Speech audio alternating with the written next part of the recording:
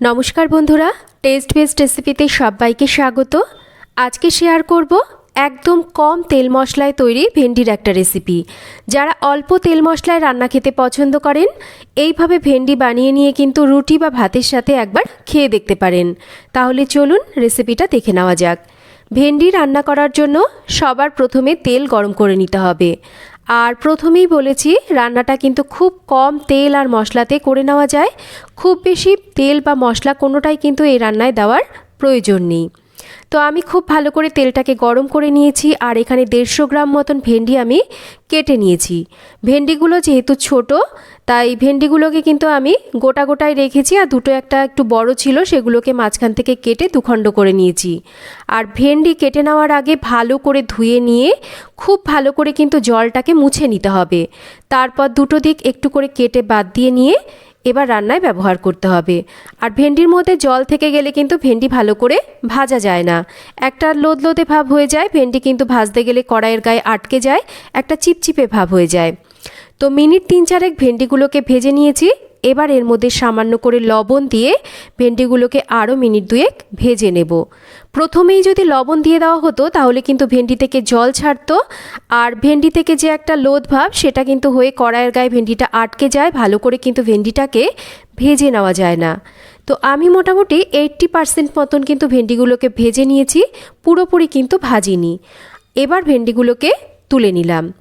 এবার তেলের ওপরে দিয়ে দিচ্ছি একটা কাঁচা লঙ্কা আর সামান্য একটু কালো জিরে। তেলের ওপর কালো জিরে আর কাঁচা লঙ্কাটাকে আমি কয়েক সেকেন্ড একটু ভেজে নিচ্ছি। এখানে দেখুন কেটে নিয়েছি মিষ্টি কুমড়ো আর তার সাথে নিয়েছি আলু। আপনারা চাইলে কিন্তু এখানে রাঙা আলু বা মিষ্টি আলুর ব্যবহারও এর সাথে করতে পারেন, তাহলেও কিন্তু খেতে বেশ ভালো লাগে।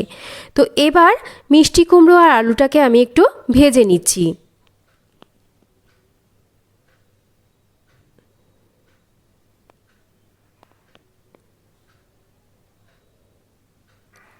মিষ্টি কুমড়ো আর আলুটাকে কিন্তু খুব বেশি ভাজছি না, মোটামুটি আমি হালকা করেই ভেজে নিচ্ছি। তো মিষ্টি কুমড়ো আর আলুটাকে হালকা করে আমি ভেজে নিয়েছি। এবার এর মধ্যে দিয়ে দেব অল্প করে একটু জল। এর সাথে দিয়ে দেব একে একে সমস্ত মশলাগুলো। তো এবার একটু মিশিয়ে নিয়ে একে একে সমস্ত মশলাগুলোকে দিয়ে দিচ্ছি। দিয়ে দেব এখানে সামান্য করে একটু জিরের গুঁড়ো,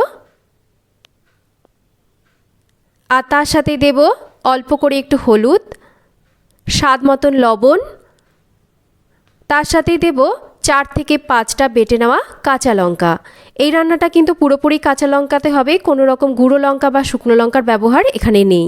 দিয়ে দিচ্ছি স্বাদ মতন একটু মিষ্টি। তো ভালো করে এবার মশলাগুলোকে একটু মিনিট 2 কষিয়ে নেব। আর এই রকম সামান্য করে একটু জল দিয়ে যদি মশলাগুলোকে দিয়ে কষানো হয় তাহলে কিন্তু কষানোটা ভালো হয়। তো মশলাগুলোকে আমি ভালো করে আরও মিনিট 3 একটু কষিয়ে নিচ্ছি।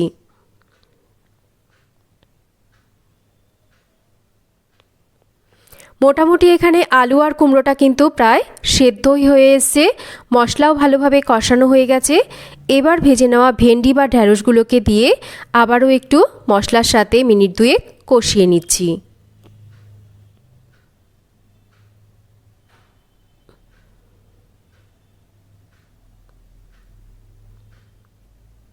মিনিট 2 মশলার সাথে ভেন্ডিটাকেও কষিয়ে নিয়েছি। এবার দিয়ে দিচ্ছি পরিমাণ মতন জল। আর জলটাকে এমনভাবে দিচ্ছি যাতে সবজিগুলো ভালো করে সেদ্ধ হয়। তো ভালো করে এবার একটু মিশিয়ে নেব। আর ঝোলটাকে ফুটতে শুরু করলে এবার একটা ঢাকা দিয়ে কম আঁচে রেখে রান্না করব যতক্ষণ না সমস্ত সবজি ভালো করে সুসেদ্ধ হচ্ছে।